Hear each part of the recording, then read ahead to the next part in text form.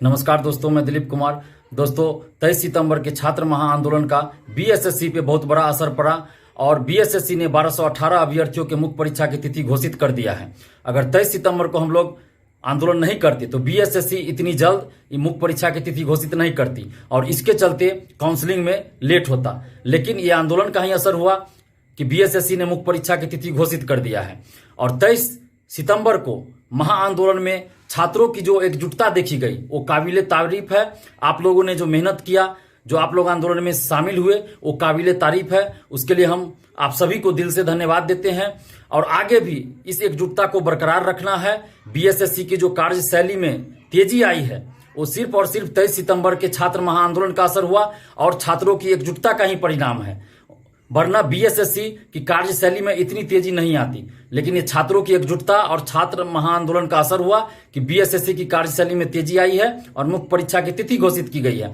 तो नवंबर प्रथम सप्ताह में हर हाल में बीएसएससी को काउंसलिंग करवानी होगी और आंदोलन का 23 सितंबर के आंदोलन का जो हम लोग का डिमांड था, उस डिमांड को तो बीएसएससी ने हालांकि 19 सितंबर को ही पूरा कर दिया था, काउंसलिंग का डेट घोषित कर दिया था।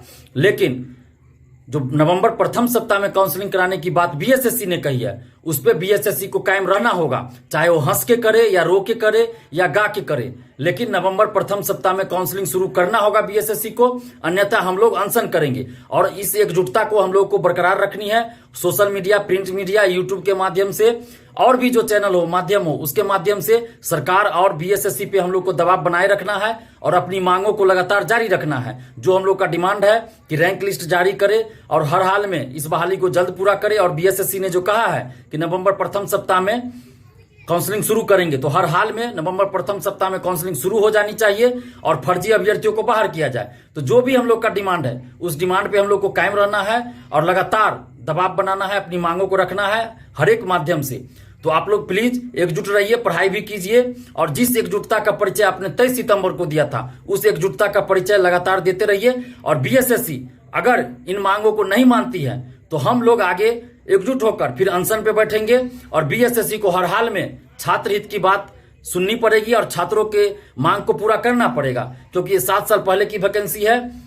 हम बार बार बता चुके हैं, अब और धैर्य नहीं रखा जाता, धैर्य की सीमा समाप्त हो चुकी है। इसलिए हर हाल में चाहे जैसे भी हो, बीएसएससी को नवंबर प्रथम सप्ताह में काउंसलिंग शुरू करना पड़ेगा, क्योंकि बीएसएससी ने 23 सितंबर के आंदोलन से पहले 19 सितंबर को नोटिस जारी किया था कि नवंबर प्रथम सप्ताह में हम काउंसलिंग शुरू करेंगे।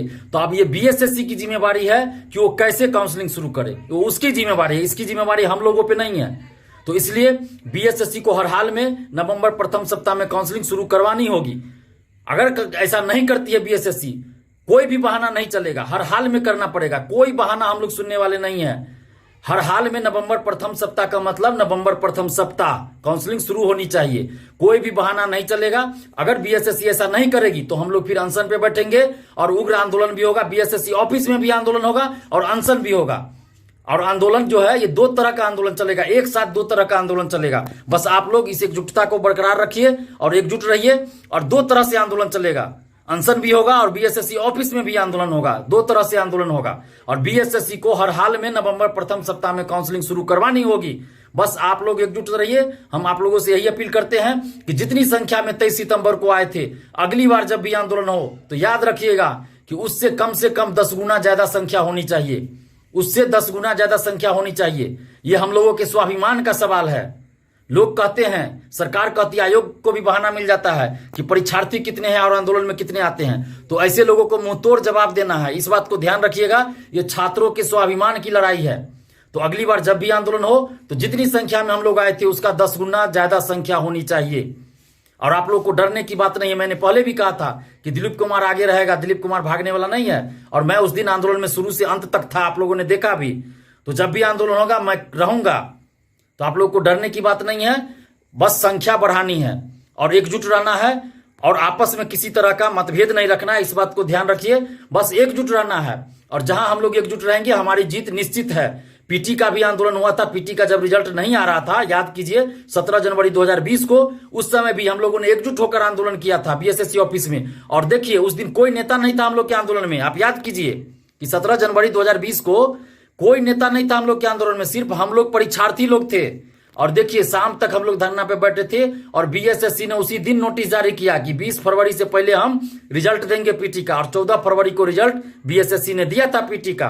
तो इसलिए हम लोग को अपनी ताकत को पहचानना है कि क्योंकि स्टूडेंट पावर के आगे कोई पावर नहीं चलेगा। तो इसलिए आप लोग बस एकजुट रहिए और देखिए कि बीएसएससी कैसे हम लोगों की बातों को मानती है और परीक्षार्थियों के साथ कैसे न्याय करना पड़ता है उसको, और नवंबर प्रथम सप्ताह में हर हाल में काउंसलिंग करवाना पड़ेगा। बस हम आपसे यही अपील करते हैं कि आप लोग एकजुट रहिए और संख्या बढ़ाना पड़ेगा, जितनी संख्या है उससे 10 गुनी